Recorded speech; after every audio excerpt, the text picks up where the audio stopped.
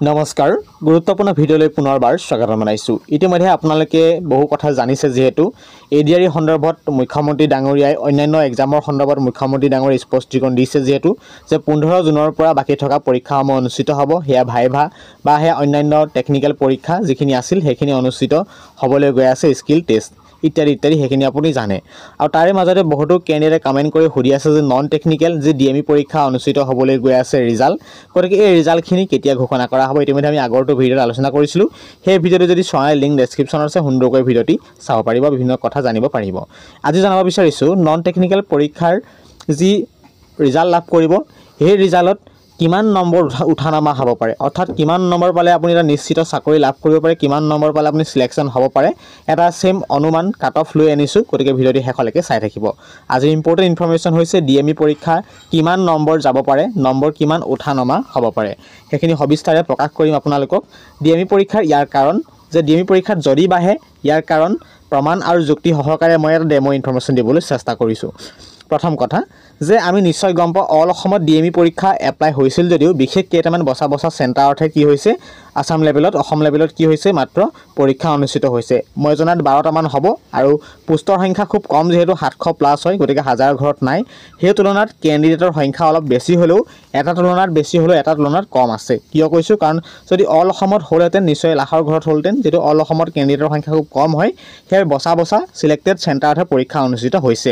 গতিকে ইয়াৰ পৰা গম পোৱা গৈছে যে ষ্টুডেণ্ট লাখৰ ঘৰত থাকিলেও যে বহুত 3 লাখ 4 লাখ তেনেদৰে ইমান নাই বুলি ক'লেও কোনো ভুল কোৱা নহয়। গতিকে সেইটো পৰৱৰ্তী পৰ্যায়ত লক্ষণীয় হ'ব। বাট কাট অফ নম্বৰ অতি ইম্পৰ্টেণ্ট। সেই কাট অফৰ ভিতৰত যদি আপুনি ভাল নম্বৰ লাভ কৰে, সুন্দৰকৈ আপুনি ৰিটেন টেষ্টত ভালদৰে আপুনি কোৱালিফাই কৰিব পাৰিব পৰৱৰ্তী পৰ্যায়লৈ, সেইখিনি জানে।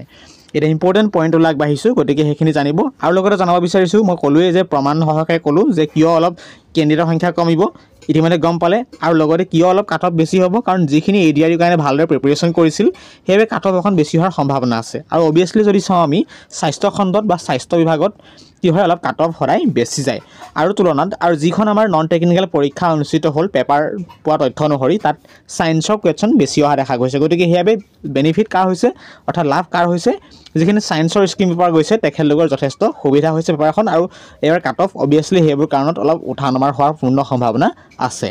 আজি চাওঁ আহক গুৰুত্বপূৰ্ণ cut off list. Non technical DME পৰীক্ষাৰ কাট অফ অপেন কেটেগৰী ৰাখিছোঁ 96+। ইয়াত মনত ৰাখিব, ইয়াত কোনো ধৰণৰ মহিলাসকলৰ বাবে যিটো আমাৰ RFW ৰিজাৰ্ভেশ্যন ফৰ ওমেন, তাৰ বাবে মই কোনো ৰখা নাই, পোনপটীয়াকৈ মই এটা কাট অফে চিলেকশ্যন কৰি দেখাইছোঁ। অপেন কেটেগৰীৰ ক্ষেত্ৰত 96+। অপেন কেটেগৰীৰ কথা নিশ্চয় গম পায়, তাত OBC, MOBC, ST তেনে যিখিনি আছে আমাৰ PWD সকলো কেটেগৰী অপেন কেটেগৰীত সোমাই, চমুকৈ জেনেৰেল বুলিও জনা যায়। তাত 96+ ধৰিছোঁ। নেক্সট অপশ্যন হৈছে OBC, MOBC। নিশ্চয় গম পায় OBC, MOBCৰ ক্ষেত্ৰত কিমান যোৱাৰ সম্ভাৱনা আছে, 87+। তাতকৈ অলপ কমিব পাৰে, তাতকৈ বঢ়াৰ সম্ভাৱনাহে বেছি আছে। ঠিক সেইদৰে আমি নতুনকৈ যিহেতু আমি এটা ছিষ্টেম উলিয়াইছে গভৰ্ণমেণ্টে, যিহেতু টি কাল্টিভেশ্যন যিখিনি চাহ বিভাগৰ পৰা, চাহ বিশেষকৈ কাষ্টৰ পৰা তেখেতলোকে বিলং কৰে, চাহ জনগোষ্ঠী, তেখেতলোকৰ বাবে স্পেচিয়েলি যিহেতু কেইটামান পোষ্ট সংৰক্ষণ কৰা হয়, ইতিমধ্যে নতুনকৈ সেইটো লঞ্চ কৰা হৈছে, আপুনি জানে যিহেতু কেইমাহমান হৈ গৈছে। তাত কি হ'ব, কাট অফ কিমান যোৱাৰ সম্ভাৱনা আছে, 69। কোনোবাই ক'ব এতিয়া কাট অফ কিয় বেছি কম যাব, গতিকে ইয়াত চাওক এইটো যিহেতু এটা নতুন টাইপ হয়, গতিকে এই ছিষ্টেমত আমাৰ কোনো এক্সপিৰিয়েঞ্চ নাই। গতিকে আগৰ যিখিনি নৰ্মেল আছে সেইখিনি এক্সপিৰিয়েঞ্চ আছে তেওঁ বুলি। কিন্তু টিৰ ক্ষেত্ৰত মই এটা ৰিকুৱেষ্ট কৰিছোঁ, টি ট্ৰাইবৰ ক্ষেত্ৰত তাত 69+ কাট অফ যোৱাৰ সম্ভাৱনা আছে, উঠা নমা হোৱাৰ সম্ভাৱনা আছে। ঠিক সেইদৰে যদি আমি চাওঁ SCৰ ক্ষেত্ৰত ইতিমধ্যে গম পাইছে 76+ যোৱাৰ পূৰ্ণ সম্ভাৱনা আছে, সেইখিনি আপুনি জানিব। ঠিক সেইদৰে নেক্সট হৈছে STPৰ সন্দৰ্ভত কাট অফ যোৱাৰ সম্ভাৱনা আছে 78+। তাতকৈ অলপ কমিবও পাৰে, কিন্তু তাতকৈ বঢ়াৰ সম্ভাৱনা বেছি আছে। কিয়, সেইবোৰ কাৰণত। ঠিক সেইদৰে এতিয়া আহিলে ST যি হিলছৰ পৰা বিলং কৰে, STHৰ কাট অফ যোৱাৰ সম্ভাৱনা আছে 74+। অৰ্থাৎ তাতকৈ কমিবও পাৰে, তাতকৈ অলপ বঢ়াৰ সম্ভাৱনা বেছি আছে। ঠিক সেইদৰে এতিয়া আহিছোঁ PWD অল মানে আপুনি গম পাইছে সকলো কেটেগৰী একেলগে মই যুগুতাই এটা কাট অফ যিহেতু তৈয়াৰ কৰিব, সেয়াই মই চেম প্ৰচেছ ইউজ কৰিছোঁ। PWD all 59+। এতিয়া চাব আপোনালোকে গোটেই ছিষ্টেমটো দেখা পালে, গতিকে এই PWD দিশত অলপ কি হৈছে, কাট অফ কমিছে। ইয়াৰ ৰিজন চাওক, মই আপোনাক এটা কৰিছোঁ 12টামান চেণ্টাৰত আপোনাৰ পৰীক্ষা অনুষ্ঠিত হৈছিল, তাত মিনিমাম 500-600 কেণ্ডিডেট আছিল সম্ভৱতঃ তাৰে তুলনাত মই এটা এক্সাম্পলৰ কাৰণে লৈছোঁ গোলাঘাটৰ বিশেষ এটা চেণ্টাৰত 13টা কেণ্ডিডেট বা 14-15টা কেণ্ডিডেট আছিলে যদি মাত্ৰ তাত এজন কেণ্ডিডেট দেখিবলৈ পোৱা গৈছে তেনে তুলনাত কি হৈছে মিনিমাম 200-300 কেণ্ডিডেট DME পৰীক্ষাত PWD কেণ্ডিডেট অহা নাই ইয়াৰ কাৰণ কিছুমান যদি আছে লখিমপুৰ তেখেতৰ পৰিছে গোলাঘাটত বা কিছুমান যদি আছে ধৰক যোৰহাটত তেখেতৰ পৰিছে ডিব্ৰুগড়ত গতিকে বহুত লং জাৰ্নি হয় সেইবাবে PWD ক্ষেত্ৰত অলপ প্ৰব্লেম হয় সেইবাবে তেখেতলৈ কিছুমান যাব পৰা নাই যিসকলে যাব পাৰিছে তেখেতৰ কোনো প্ৰব্লেম নাই আৰু কাট অফ 59+ যোৱাৰ পূৰ্ণ সম্ভাৱনা আছে তাতকৈ যদি বাহে অকমান 6-7-8 নম্বৰ বহাৰ পূৰ্ণ সম্ভাৱনা আছে এখিনি পাৰ্সন উইথ ডিজেবিলিটি সকলৰ স্পেশালি মই কৈ আহিছো আৰু পাৰ্সন উইথ ডিজেবিলিটি ক্ষেত্ৰত এটা পুনৰবাৰ স্পেশাল ভিডিও লৈ আহিম তেখেতলোকৰ বাবে কিন্তু বৰ্তমান এইটো এটা ডেমো ইনফৰমেশন মনত ৰাখিব গতিকে কথাখিনি নিশ্চয় বুজি পালে PWD ক্ষেত্ৰত এখিনি কাৰণত অলপ কাট অফ উঠানামা হ'ব পাৰে কাৰণ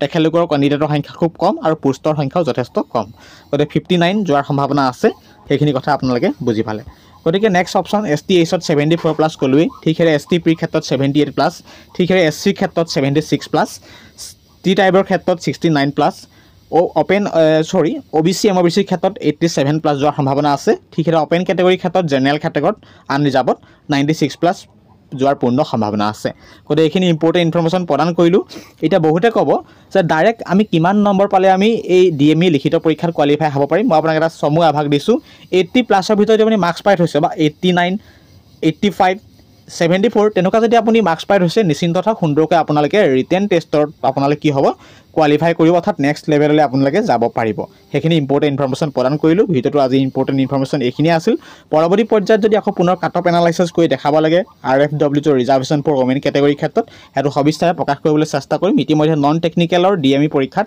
এইখিনি কাট অফ আপোনাক সমুকৈ দাঙি ধৰিবলৈ চেষ্টা কৰা হ'ল আজি ভিডিও ইমানে আছিল ভিডিওটো যদি উপকৃত হৈছে নিশ্চয় ভিডিওটি আপোনাৰ প্ৰিয় বন্ধুলৈ শ্বেয়াৰ কৰিব এনে দৈনিক ভিডিও ইনফৰমেশন লাভ কৰি থাকিবলৈ আমাৰ চেনেলটিক সাবস্ক্ৰাইব কৰিব আৰু আমি পৰৱৰ্তী পৰ্যায়ত আমি ভাইভাৰ বাবে টেকনিক্যাল ইম্পৰ্টেন্ট ইনফৰমেশন লাহে লাহে লৈ আহিবলৈ চেষ্টা কৰিম সাবস্ক্ৰাইব কৰি ৰাখিব ধন্যবাদ